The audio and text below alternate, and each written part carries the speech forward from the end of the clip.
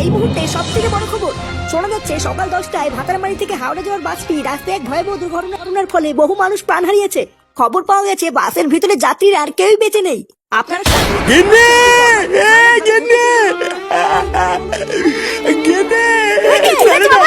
এটা হতে পারে না। আমাকে যেতে পারে না।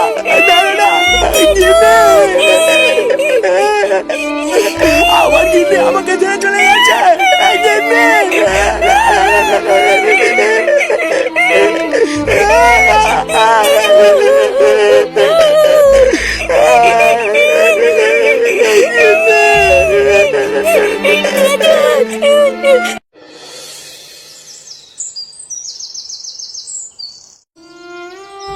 ইস, হঠাৎ যে এরকম একটা এত বড় দুর্ঘটনা ঘটে যাবে এটা তো আমরা ভাবতেও পারিনি।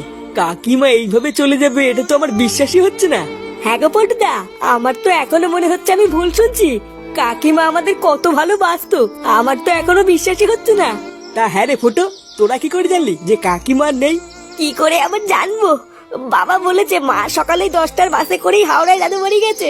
তখন থেকে বাবা টিভিতে দেখেছে যে ওই বাসটি অ্যাক্সিডেন্ট হয়েছে, তখন থেকে বাবা কেমন যেন একটু হয়ে গেছে জানিস। হ্যাঁ, সে তো হওয়ারই কথা। 10টা না 5টা না একটা মাত্র বউ। তুই নিজেকে শক্ত কর ফুটো, তুই ভেঙে পড়লে কাকুকে কে দেখবে? জানিস কালকে রাত থেকে বাবা কিছু খাচ্ছেও না, কারোর সাথে কথাও বলছে না। বাড়া আমি যে এখন কি করব কিছুই তো বুঝতে পারছি না। আচ্ছা, এতক্ষণ ধরে আমরা তোর বাড়িতে এসেছি, কাকুকে তো দেখছি না। কোথায় কাকু? জানি না রে বল্টু, সকালবেলায় ঘুম থেকে উঠে দেখি বাবা ঘরে নেই। কালকের এই ঘটনা শোনার পর থেকে কি মাথাটাতে খারাপ করে কোথাও চলে গেল নাকি? পল্টুদা, ভূত ভূত ভূত, লেওড়া কোথায় ভূত?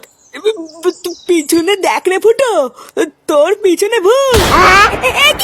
কেমন আছিস রে বাবা? কি মা তুমি?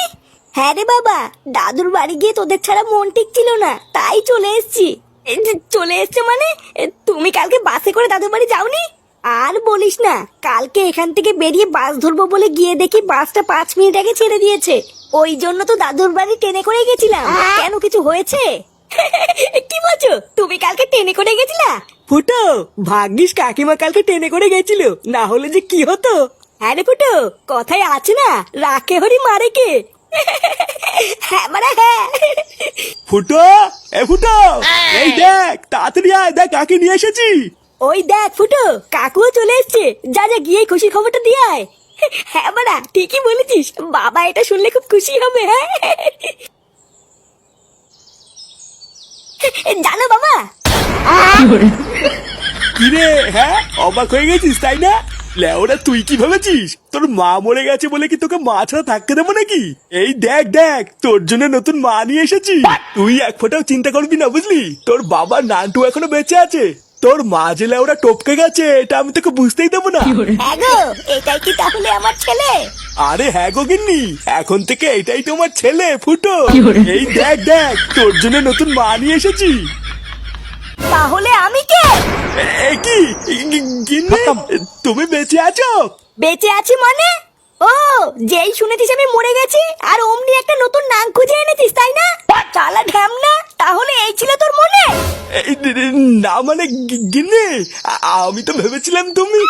চালা চরিত্রহীন ভাতার, আজ তুই শেষ। এই রে কি